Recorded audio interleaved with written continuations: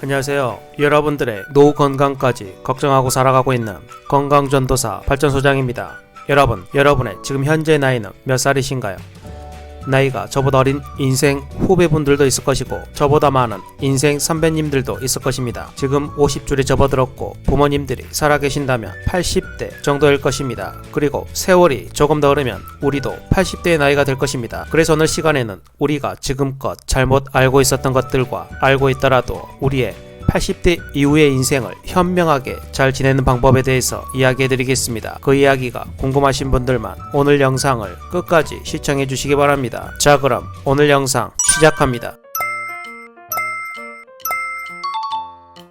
80대 이후 인생을 잘 지내는 방법 6가지 중 그 첫 번째, 자식보다 배우자가 낫다. 여러분, 재산 있는 사람이 노후에 재혼하고 싶다고 자식들에게 얘기하면 자녀들은 대부분 반대합니다. 반대로 재산이 없는 사람이 노후에 재혼하고 싶다고 하면 자녀들은 대부분 찬성을 합니다. 왜 그럴까요? 맞습니다. 재산이 있으면 자식들은 무조건 반대를 합니다. 상대방의 결혼의 목적이 재산이라고 생각하기 때문입니다. 한마디로 자신에게 돌아올 유산의 몫이 줄어들기 때문입니다. 반대로 재산이 없으면 좋은 사람 만나서 참 다행이에요. 외롭지 않고 행복한 노후를 보낼 수 있겠어요. 라고 축하를 해줍니다. 물론 실제 축하하는 마음도 있겠지만 머릿속으로는 아버지나 어머니가 몸이 아파서 돌봄이 필요하게 될 경우 그 고민을 덜 수 있겠다는 계산도 함께 들어있기 때문입니다. 그래서 아무리 자식이 효도를 한다고 해도 배우자만 못한 것입니다. 내가 힘들고 외로울 때 지켜주는 사람은 옆에 있는 내 배우자지 멀리 떨어져 살면서 가끔 얼굴 한번 내비치는 자식들이 아닙니다. 미우나 고우나 배우자 살아있을 때 서로에게 최선을 다해서 잘해주며 지내야 합니다. 만약 위 사례처럼 재혼을 할 경우에도 설령 상대방이 돈을 목적으로 접근을 한 것이라도 큰 문제가 되지 않습니다. 우리가 그 돈을 꽉 쥐고 있는 한 상대방은 재산을 조금이라도 더 받기 위해서 우리에게 잘할 것이기 때문입니다. 한마디로 돈이 조금이라도 여유가 있다면 자식들에게 절대로 물려주면 안 됩니다. 그 돈으로 내 노후를 어떻게 하면 조금이라도 더 행복하게 보낼 수 있을까 고민하고 애쓰는 사람이 현명한 사람입니다. 두 번째, 할 수 있는 건 계속하자.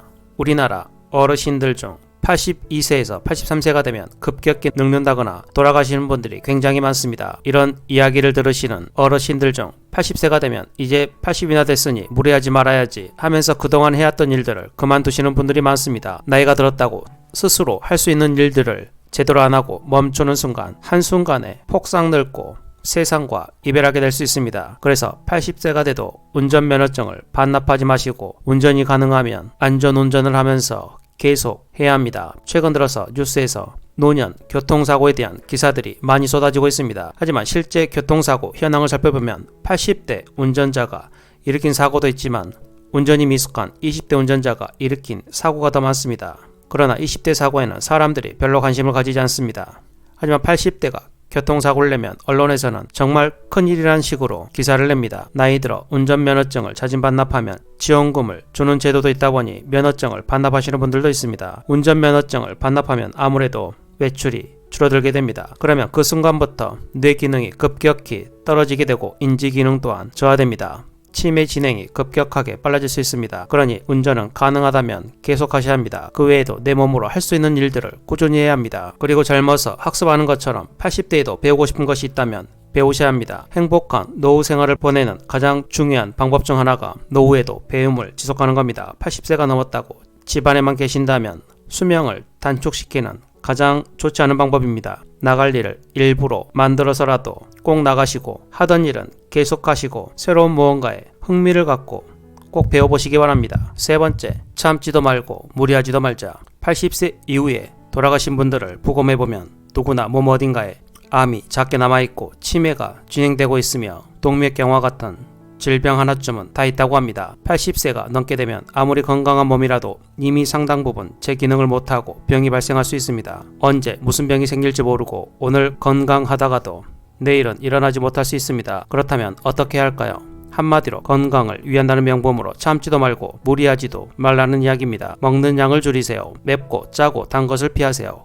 기름기 많은 건 먹으면 안 됩니다. 이런 얘기는 60대까지는 효과가 있지만 80세를 넘기면 전혀 도움이 안 되니 신경 쓸 필요가 없습니다. 먹고 싶은 욕구는 몸이 필요하다는 것이니 입에 당기는 음식은 꼭 드셔야 합니다. 체중 조절한다고 굶거나 식단 관리 할 필요 없습니다. 여러 논문을 살펴보면 정상 체중보다 약간 과체중인 사람들이 더 오래 살고 있습니다. 야채가 건강에 좋다고 매일 풀만 드시지 마시기 바랍니다. 나이 드실수록 단백질 상승을 위해서 고기, 두부, 계란 등을 많이 드셔야 합니다. 또 약주가 몸에 받는다면 드시고 싶은 대로 드셔도 됩니다. 하지만 알코올 중독자처럼 매일 드시는 건 곤란합니다. 80대 이후는 골밀도가 낮아져서 넘어지시면 골절될 수도 있으니 적당히 마시기 바랍니다. 또 80대를 목전에 두고 운동을 열심히 하는 것도 아무런 도움이 되지 않습니다. 오히려 무리해서 운동하다 체내 활성산소가 만들어지게 되면 노화를 촉진할 수 있습니다. 열심히 운동하는 것은 60대까지는 건강에 도움되지만 80세를 목전에 두면 별다른 도움이 되지 않으니 가능하시면 가벼운 산책 정도면 충분합니다.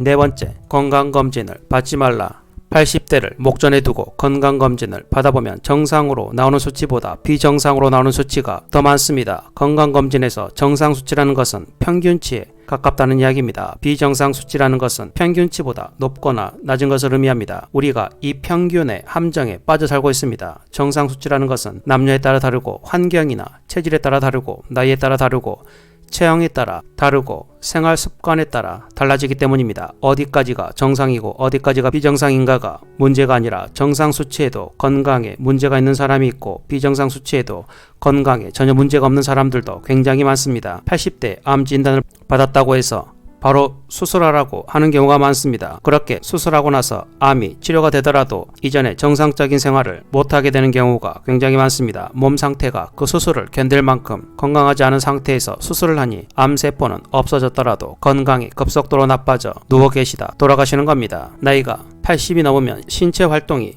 더디기 때문에 암에 걸렸더라도 진행 속도가 더디고 전이도 거의 되지 않는 편이라고 합니다. 그러니 일상생활에 지장을 주지 않고 고통도 심하지 않다면 수술하기보다는 관리하면서 지내는 것이 노후를 위해 나을 수 있습니다. 80대를 목전에 두고 비정상 수치가 나와도 생활하는데 별 무리가 없다면 그게 정상 수치라고 생각합니다. 비정상 수치가 나왔다고 재검사를 하거나 이 수치를 정상으로 만들겠다고 과잉치료나 약을 과다 복용한다면 오히려 이제까지 잘 버텨준 건강을 전부 다 잃을 수도 있습니다. 다섯 번째, 나에게 맞는 의사를 찾자.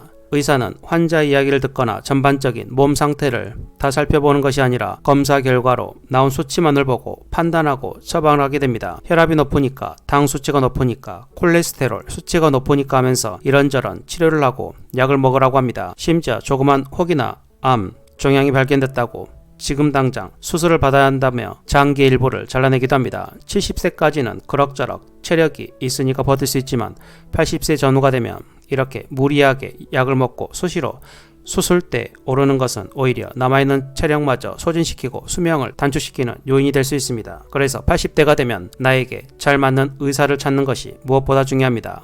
우리가 보내고 싶어하는 노후를 이해하고 거기에 맞는 방향으로 움직여주는 의사를 만나야 하는 겁니다. 수술을 원하지 않는데 수술밖에 방법이 없다고 딱 잘라서 이야기하는 의사는 우리와 맞지 않는 의사입니다. 처방해준 약을 먹고 몸 상태가 나빠진 것 같다고 해도 힘들더라도 좀 참고 계속 복용하라고 말하는 의사도 맞지 않는 의사입니다. 교과서적인 수치와 검사 결과만 믿고 환자 개인이 느끼는 몸 상태는 생각하지 않는 것입니다. 이런 의사는 우리와 맞지 않는 의사이니 피해야 합니다. 그렇다면 우리와 궁합이 잘 맞는 의사는 어떻게 찾아야 할까요? 만약 처방해준 약을 먹고 몸 상태가 오히려 안 좋다고 이야기했을 때 약을 다른 약으로 바꿔보겠습니다 하거나 양을 좀 줄여보겠습니다 이렇게 말한다면 일단 우선적으로 고려할 수 있을 것입니다. 나이 드실수록 병원에 자주 가게 됩니다. 의사도 사람이라 만났을 때 우리의 이야기를 잘 들어주고 왠지 믿음이 간다면 우리와 잘 맞는 의사입니다. 그러니 좀 젊은 우리 40대, 50대, 60대 때 몸이 아프면 여러 병원을 다니면서 많은 의사를 만나보는 경험을 하는 게 좋습니다. 본인과 잘 맞는 병원과 의사를 80이 되기 전에 미리 알아두는 것이 정말 중요합니다. 여섯 번째, 약은 최소한으로 먹자.